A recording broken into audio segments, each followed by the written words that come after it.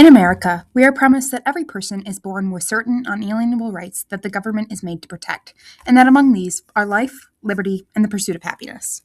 250 years later, we're still asking what those words mean, and whether we live up to them today. The right to bear arms has been ingrained in the nation since before its birth. For early Americans, firearms meant survival, procuring food, fighting wars, and trade. But firearms of modern day are deadlier, more precise, and shockingly easy to access. Arms that the founders dealt with versus what individuals have access to today, right? These high-powered firearms that are capable of firing off, dozens and dozens of rounds per second or per minute, even is a far cry from stuffing a musket in fire. In recent years, gun violence in America has increased to a combination of social, political, and systemic factors. Since the mass shooting at Sandy Hook Elementary in Newtown, Connecticut, 20 first-grade children and 6 adult staff members were killed in the 2012 shooting. We begin with tragedy in Rhode Island. As students were taking final exams just 12 days before Christmas, a gunman brought death and mayhem to the campus.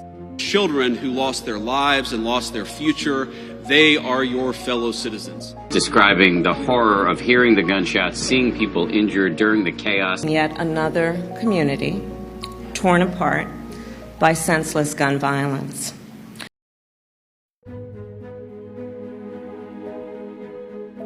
The United States of America now has a gun mortality rate of 13.5 out of 100,000 people, higher than that of Somalia and Afghanistan, both considered underdeveloped countries by the United Nations. Our firearm homicide rates are 26 times higher than countries with similar income levels.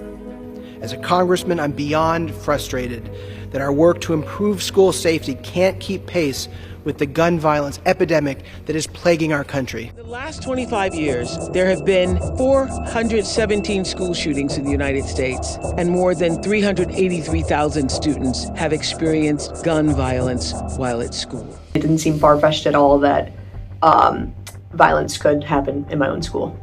School shootings have become desensitized in our society. In 2025 alone, there were over 200 shootings on school grounds.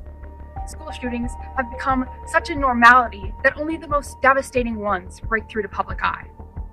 But being afraid to go to school shouldn't be an American tradition. In 2022, Slinger Middle School went into lockdown after the report of a student with a gun.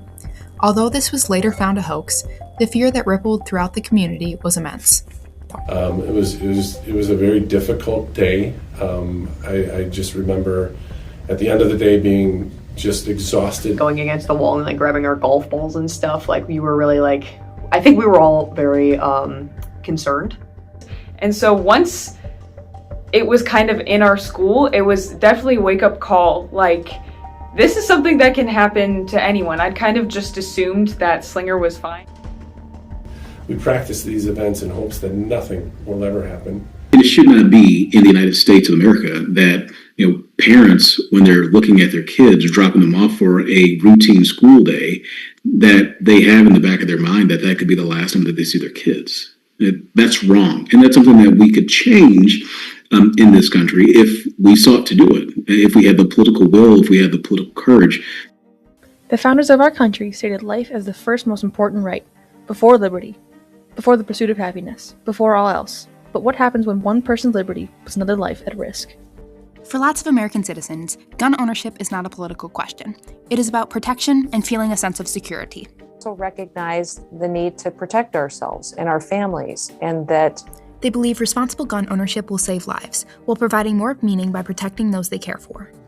But liberty is meaningless without life. The right to carry a firearm cannot outweigh another person's right to survive. Both life and liberty matter, yet America's gun violence crisis demands action at its source. After Australia's Bondi Beach shooting in December 2025, leaders strengthened gun laws, while in the US, mass shootings are met with thoughts and prayers, not legislation.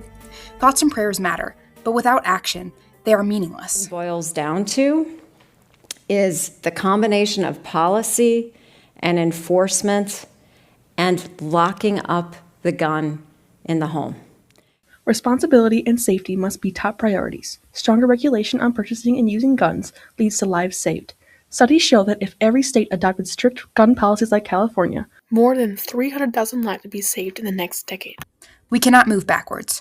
While we cannot erase all gun violence, we can work together to prevent future tragedies by prioritizing safety. Safety, to me, means utilizing all the tools that we have at our disposal in order to address, this really, really important issue. Whether it's things like we just talked about, like a red flag law, whether it's harsher penalties on individuals who purchase guns on behalf of criminals, like the straw purchasers that are out there. It means working to make sure that individuals who are selling guns out the trunks of their cars have penalties for doing that. It means universal background checks. Whatever actions we take as a country, the time to act is now. We cannot and will not stay silent.